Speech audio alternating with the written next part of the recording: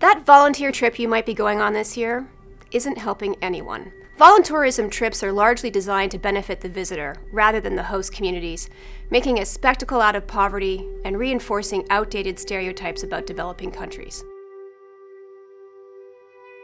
I've spent 20 years going in and out of war zones throughout the world, seeing and meeting those on the front lines who are doing incredible things for humanity.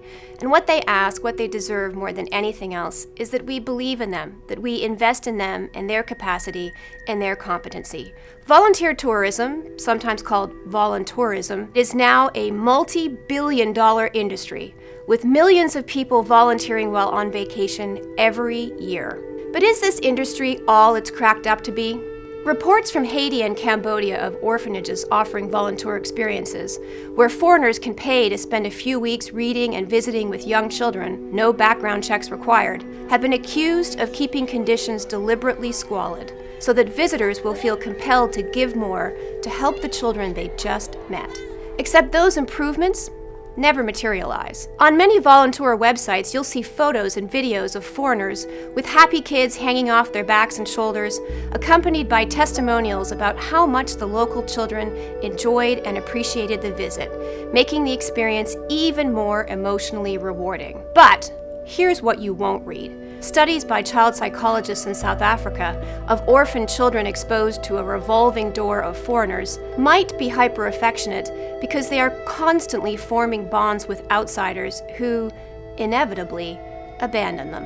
It is normal for young children to be fearful of strangers. It is not normal for them to cling to you the moment you say hello. In other words, that love they are showing may be a sign of the ongoing psychological harm caused by, guess who? The very same people writing and vlogging about how appreciated they were.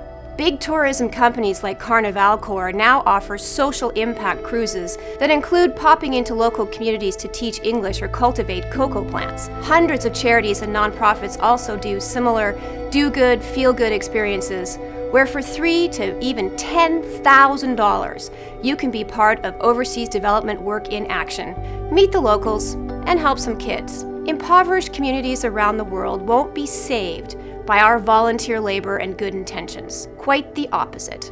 What they want, need, and deserve more than anything else are the tools, resources, and opportunities to learn and to do that work themselves. They need your financial support to do what they know needs doing, not our unskilled volunteer labor.